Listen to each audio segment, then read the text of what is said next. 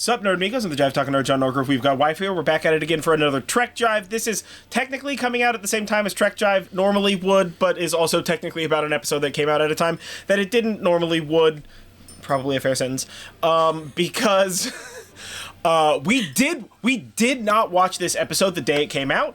We were like halfway into Nimona on Netflix when I saw the announcement for this episode, and it was like quite late at night, and I was just like, I can't do this right now. And then like Sunday was like a whole busy, and so we didn't get to this until Sunday evening. And then obviously the week began, and we are busy people. So let's just say there's a reason why these come out on Thursdays and or Fridays. Sometimes these are going to be late. That's okay. But so this is Trek Jive. I don't know if I already said that. Did I already introduce us? No, you did not. I'm John Norgrove. This is Wife. Oh my gosh, you did. I was lied to, guys. No. Can you believe the betrayal? It's okay. I forgot. It's okay. It's okay. I was just like... You'll hear from my lawyer. This is Strange New World Season 2, Episode 7, Those Old Scientists, which is what the first officer of the Cerritos calls the time when Kirk and them were around, or TOS for us in this universe, which is just... so funny. A nice little detail. Absolutely delicious.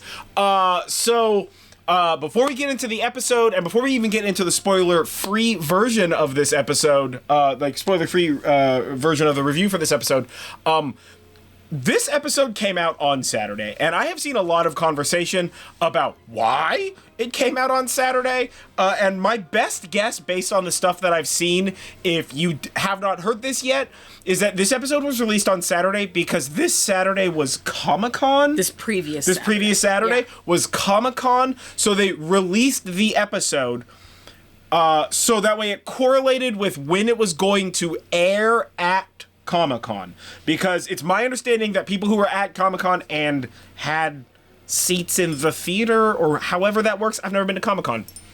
Send me an invite, guys.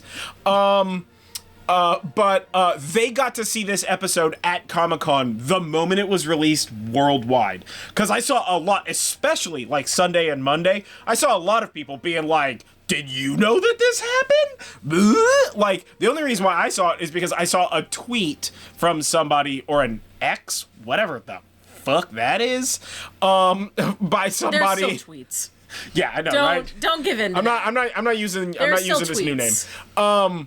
About how like this episode had come out, and I was like, oh, okay, well that's weird. Like we did a review for episode 6 already. What's going on with this? I hadn't heard anything. So I like looked it up and then like messaged a couple of friends of mine and was just like, hey, have you heard about this? And they're like, no, fake news. And then we all like signed into Paramount to look. Come to find out, not fake news. I guess that's called real news.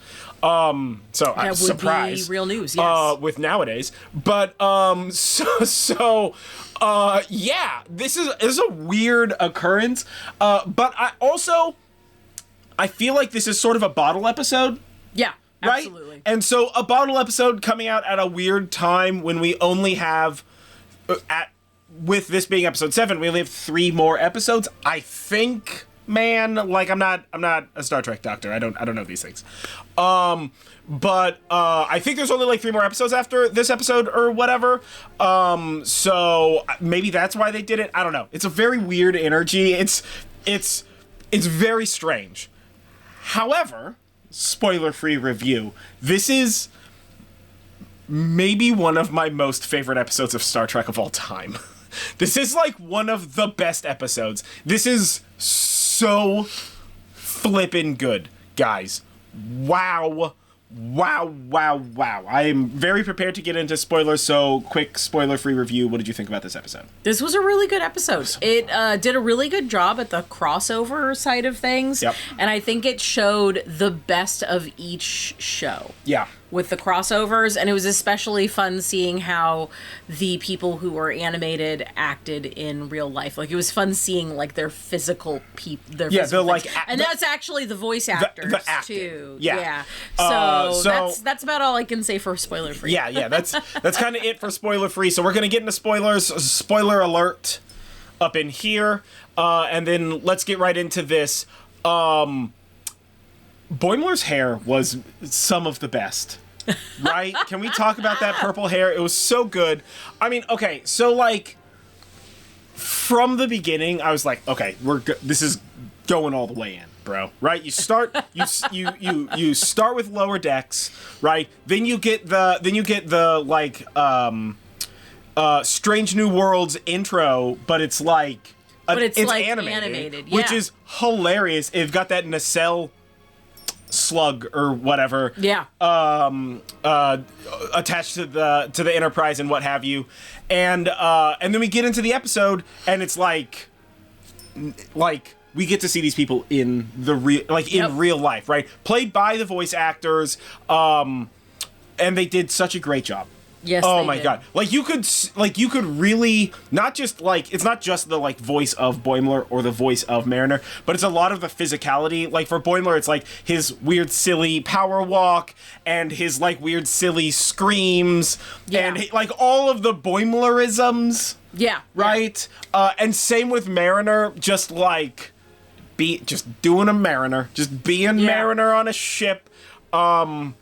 It was just so much, man. There were so many good bits in this episode.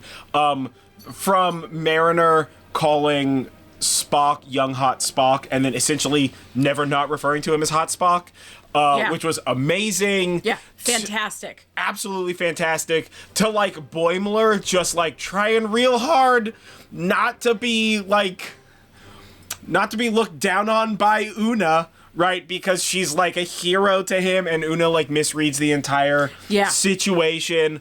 But we did also get more than just comedy. I mean, Boim's like being afraid, and then talking to Chapel, and like watching Chapel sort of like have that breakdown about Spock was like heart-wrenching. Knowing that it was about her, like realizing it was about her without her saying that it was about her. I mean, Boimler did a great job reading that situation, and also, I mean, it's not like he went in there just like, this isn't my Spock, right? He was like, listen, I might have ruined some stuff.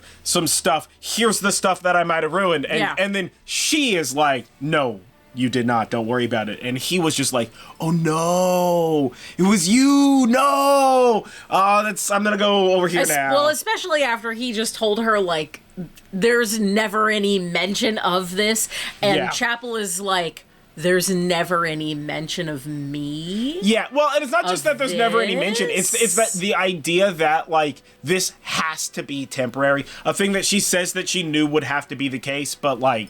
Well, it's different knowing that it should be and knowing for sure that it is are very different things, you know? So like that was pretty heart-wrenching. But we also get, I mean, like... We get a lot of playfulness from everybody. the Strange New Worlds crew. Yeah, it felt like they had a ton of fun. Yeah. Right? Yeah, which was super fun. A lot of, like, practical jokes and hanging out at the bar and having drinks and all of that. A bunch of Mariner being a bad example. Mariner just, like, over the top for Uhura was amazing. La'an just being like so done the whole time. Yeah, La'an was done with it, but also like again another one of those like nice emotional bits where we get La'an being like also don't form relationships, and Boimler's like, I don't think I know about that in the general temporal code. He asked if that was a new thing, and I was just like, bro, you're from the future. Yeah, well, that's fine. It's Boimler. But, so, like, that was super sad. Like, way to remind us. Pike's face being so loud the whole episode. Yeah. I think the standout character, even with a cartoony Boim and a cartoony Mariner on the Enterprise, I think Pike was easily the most cartoonish, but not in, like, a negative or deleterious way. But in the fact that, like, the whole time, this whole episode, he is just fucking done with these time travelers and is just unsure how to handle these clearly 12-year-olds. Like, freaking out on his ship, potentially ruining time. Yeah. You know what I mean? Yeah. Like, he's just, like, so done with them. Yeah. We get another beautiful Pike cooking dinner scene. Can we get a Starfleet, Chefs of Starfleet Can I have series? a Pike cookbook, pretty please? Yeah. Oh my God, please. Yeah, Pike that's cookbook. a thing that I need. That would be amazing. Yeah. I'm very here for that. But like, yeah, it was so good, dude. Pike just like rolling his eyes at stuff. Boimler getting like tangled. He's just like, I can track them, and they're like, well, we can't like. Shut up, Boimler, basically. Yeah. Right? And he's just like, but what if you guys just don't look? And then it immediately slam cuts to the whole bridge crew standing in a line, not looking. Turned around. Like, it's so comically childish, but in like the way that you want it to be. Like, it's exactly what I would expect a bunch of like kids playing a game to do. Like, I gotta tell a secret. Everybody turn around. Or like when Boimler is like leans over to Spock and is just like, oh, tell him about the tell him that they're gonna want to trade because like that's like anything else would be disrespect to them. And Pike is like, I can hear you. I'm right here, dude. And he's like, oh, I thought that maybe you were far enough away that... And then Spock just repeats it. Yeah. Right? So Which is amazing. Like, well, and the way so that funny. they treat Spock smiling in this episode is the best. Dude, you know what? He makes such a creepy smile half the time. He does it's such so a great, fantastic. terrifying smile. And they like, cinematography and, like, sound design wise give you like the like knife behind the back in a murder mystery. Like, they give you this like horror movie almost sting every time he's like, oh, that's funny, and he just smiles and everybody's like, oh, what the fuck, no. I don't like, right? It's so good. Holy heck, what an episode. And then that ending with everybody being in 2D and then coming to find out they were all just hallucinating because of whatever was in that drink. It's fantastic. Absolute gold. Such a great gold. What a great ending. Thing. Yeah. So many fun little Easter eggs in this episode. This is just such a fun episode. Yeah. Well, and it's got all the references, and it's got our Strange New Worlds cast fanning out about the NX-01, and, you know, we learn, like, we get to see Boimler name the operating system. You know, because they don't use LCARs in the past. So, like name dropping the operating system and Una calling his badge a Delta, you know, and things like that. Like, we get all of these little things. We get our first glimpse of the shuttle bay of the Enterprise open from the outside, which was awesome. The shuttles are so fucking pretty in this show, man. It was just so good. Yeah. Absolutely fantastic. Like, I'm a huge Lower Decks fan. We actually watched it twice. Yeah, we have seen it twice now, and I'll probably see it more times. It's so good. This whole season, I think I'm gonna do a run through of the whole season again once it's over before the next season of Lower Decks comes out, which I think is the next series to come out. I'm excited to see if they mention this episode in Lower Decks. I would bet that they will. Yeah, I would bet that they will. Yeah. Yeah. Maybe bring somebody from another universe into Lower Decks. Yeah. I heard Jonathan Frakes directed this, so maybe well, I guess he's in the Lower Decks universe because he's not old. But maybe you bring young Jonathan Frakes in. Oh, you know? maybe. Second time travel Jonathan Frakes. Whatever, I don't know. Maybe they time travel the other way and end up into the Discovery universe. That would be tight. I'm here for that. Yeah. That'd be very tight. Yeah. Shenanigans. Yeah, I love all the shenanigans. This was just such a fun episode. Like, the whole energy of this episode was very, it was very like watching a Lower Decks episode set in the universe of Strange New Worlds, as opposed to watching Lower Decks characters in a Strange New World episode. Yeah. Right? Yeah. And I like that. I like that we got to see the crew kind of have fun like this. You know, if you've been watching Trek Jives, and like if you haven't watched them, they're linked everywhere, so watch more of these. But I often talk about holodeck episodes, which is what I call Star Trek bottle episodes. Yeah. Right? Because that's like sort of like the like Voyager, DS9, and TNG, like, standard issue bottle episode was quite often a holodeck shenan. I literally just watched a holodeck bottle episode of DS9 the other day at like 3 o'clock in the morning or whatever. And it's a very fun one. It's one of my favorite ones. where Vic gets his club taken over and almost kicked out of Vegas or whatever. It's a very fun episode. But like, I love these bottle episodes because it's all character development, but not story-driven character development. You get to see a different side of these things. You know, like we get to see, we get to hear Uhura like fangirl out about Hoshi Sato from the NX-01. Like, that's a thing that wouldn't really fit just like a weird rando name drop in a plot-based episode, but in like a time shenanigan bottle episode, in a holodeck episode, for lack of better words, right? You get that. And in fact, I feel like when Boimler first wakes up and is like computer in program, to me, that is like the entire episode looking you dead in the face and being like, this is a holodeck episode. Like, so you get this, right? It felt a lot like yeah, you know, it did. Like in TNG, you would always have like whoever the 2 or 3 crew members who are going to be doing a thing walking through the halls dressed in the most ridiculous shit humanly possible. You know, it's like Worf and his kid dressed like cowboys walking towards the holodeck, and you're like, this is going to be a holodeck episode, or something weird is happening. So, like, we'll see what happens. You know, Frontier like that kind of days thing. on the Enterprise. Yeah, exactly. So, like, this was definitely that energy, and these are always my favorite Trek episodes. Like, I love, you know, Prime Trek canon, like, story and all that, but the bottle episodes are the ones where you really get to, like, experience the crew being people, not just being, like, historical figures, for a lack of better words. You know what I mean? So, yeah, this was such a great episode. Such a great episode. I think, I'm trying to think of, like, best bit is so bloody hard to call on this episode. Do you have a best bit? I'll put you on the spot so I can think. I think it's got to be Mariner talking about young hot Spock. Yeah, it's hilarious. I was kind of thinking that too, when she's just like, "Listen, I'm trying to keep it super profesh here, but like, I was not prepared for how hot young hot Spock was gonna be." Yeah. Like, that's pretty good. Oh, that, and you know what? The other bit, and it's in the same scene, so you know it still counts. When Mariner and Boimler are kind of having their little like conference in the corner. And Una's just like, does anybody else notice that all of the references are like weirdly specific?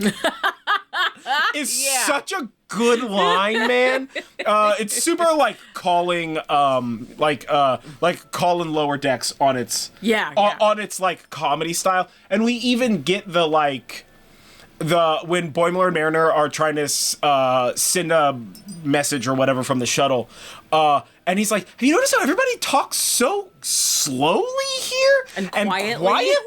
And it's like, yeah, because not everybody's screaming as fast as they possibly can with, like, comedic timing, which is, like, another... there were, like, a lot of solid references to not just, like, the shows themselves, right, intermingling, but, like, the styles of the shows being like systemically different. Yeah. You know, because a comedy show is gonna be more fast paced, quicker on the draw, louder, sort of a thing. Yeah. Absolutely fantastic. But yeah, that conference room scene. Fantastic. So good. Easily best bit. Yeah. Yeah. So what an episode. I want more. I know that it's impossible, but maybe do that for me. Maybe we get Maybe do it for me. Maybe we get like a Christmas themed holiday crossover. Yeah. Thing. Let's do holidays at the wharfs, and everybody just shows up. Right? Christmas at the wharfs. I would be so fucking here for that. My God, man. Also, Worf's honor. Come on. So good. So many good little one-liners. Yeah, dude. a lot of good little bits. Yeah, got a lot of good little bits. Yeah. Yeah, what an episode. So, what was your best bit? What was the funniest reference? What did you think of Boimler and Mariner in whole 3 dimensions? And, what was your vibe on this kind of an episode, right? I mean, I haven't heard anybody... I think I saw, like, maybe one tweet where somebody was like, I haven't seen Lower Decks, and now I definitely don't want to see Lower Decks. But it sounds like that person's just a poopy butthead. So, yeah. Yeah, I'm like, listen, if you don't want to have fun in your life, that's on you, but don't put that shit on me, dog. Like, you can be sad over there. That's why you probably don't have so many friends. That's what I'm going to say about people who are just hateful for the sake of being hateful. But yeah, this was a great episode. This is genuinely maybe my favorite Strange New Worlds episode. Just because of all the references, just because of how hype it is, right? I know I keep saying that like each episode is better and better and better. The build-up is ridiculous. Sometimes the bass has to drop. Sometimes, but guess what? Maybe not. So we'll see what happens with that. But yeah, this was a great episode. 12 out of 5. So definitely go see this episode. Yep. Yeah, man, wow. Those old scientists, man. Very good. Yeah, so good, Very so fun. good. So, yeah, let me know what you think down below. Subscribe to the channel, do all that kind of stuff. Check out the other Trek Jives.